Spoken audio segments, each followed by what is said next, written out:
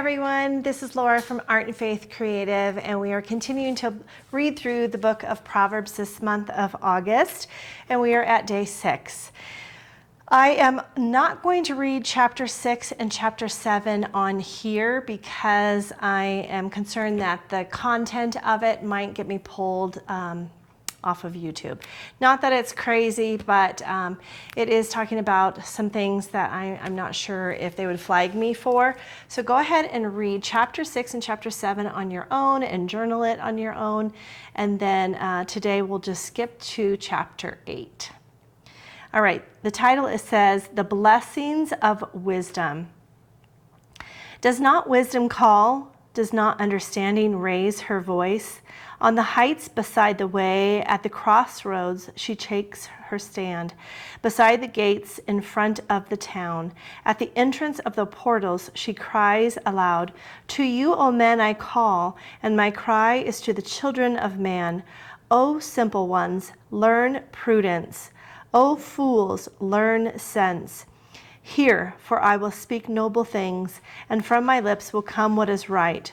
For my mouth will utter truth. Wickedness is an abomination to my lips.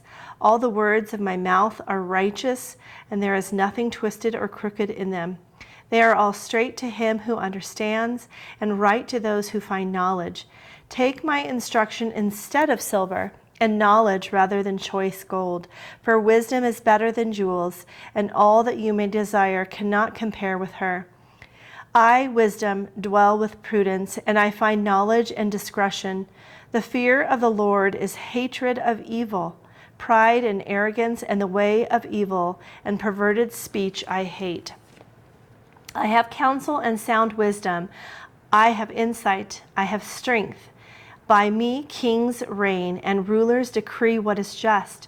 By me princes rule and nobles all who govern justly. I love those who love me, and those who seek me diligently find me. Riches and honor are with me, enduring wealth and righteousness. My fruit is better than gold, even fine gold, and my yield than choice silver. I walk in the way of righteousness, in the paths of justice, granting an inheritance to those who love me and filling their treasuries. The Lord possessed me at the beginning of his work, the first of his acts of old. Ages ago I was set up at the first, before the beginning of the earth. That's so interesting. When there were no depths, I was brought forth. When there were no springs abounding with water. Before the mountains had been shaped, before the hills, I was brought forth. Before he had made the earth with its fields, or the first of the dust of the world. When he established the heavens, I was there. When he drew a circle on the face of the deep. When he made firm the skies above. When he established the fountains of the deep, when he assigned to the sea its limit, so that the waters might not transgress his command. When he marked out the foundations of the earth, then I was beside him, like a master workman, and I was daily his delight, rejoicing before him always. Rejoicing in his inhabited world and delighting in the children of man. And now, O sons, listen to me. Blessed are those who keep my ways. Hear instruction and be wise, and do not neglect it.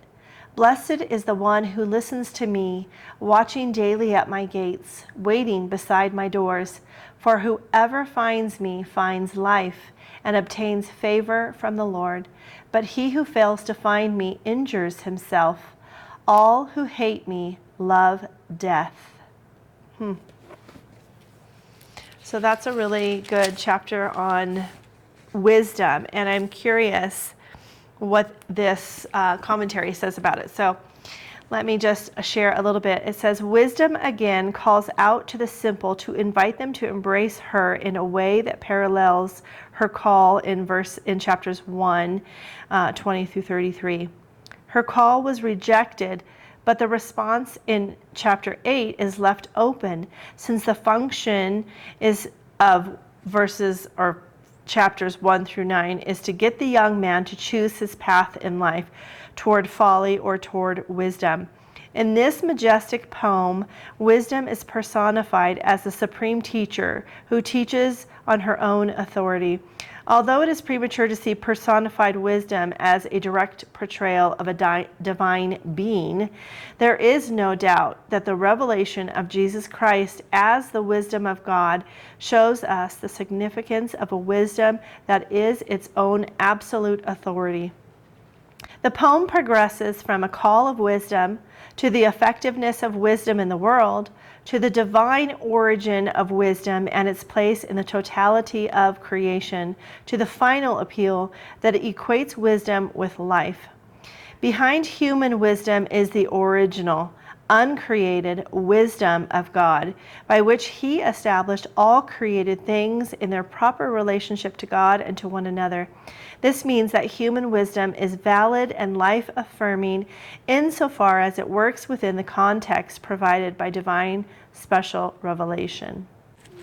This chapter is so interesting because it talks about how wisdom was there at the very beginning when God created.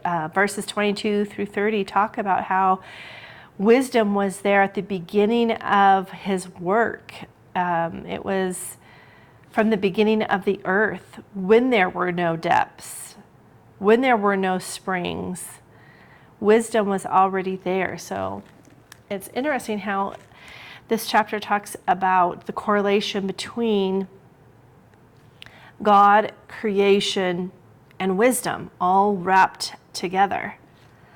I love that it's such a good reminder for us, because this is the book that God gave us to know Him and to know how to live.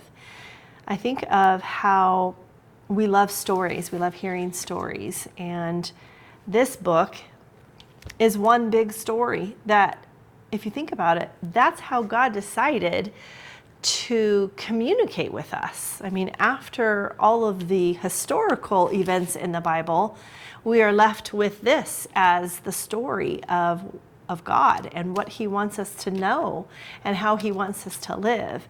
And it does take trust in God. It does take having wisdom and praying for understanding to know it, because this is a confusing book. I mean, we all know that this is hard to understand. So going through the book of Proverbs over and over again will probably, for the rest of our lives, not fully grasp the whole entire thing, or the whole Bible for that matter. But the fact that it's such a great book of wisdom, this book of Proverbs, I mean, there's a lot of stuff in here that I think applies, well, I know it applies to our daily lives.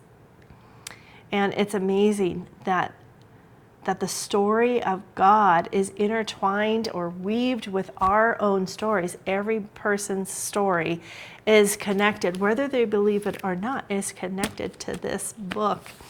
And so I pray that we all take it seriously, and that we listen to it, and that we trust that it is real and it is more valuable than anything else. This is a book from the King of Solomon, who was, I think, the richest person in Bible times, maybe even to this day, I don't know. But at the end of his life, he was also saying how all the money and all the gold and all the possessions and the women and everything did not amount to anything. And I think that that's what Proverbs is reminding us, that, the right path in life is this, and abiding in this. And that is where the real riches are. So I hope this blesses you guys today. I will be doing some more in my journal, and I will share that with you guys tomorrow. Have a great day, everyone. Bye-bye.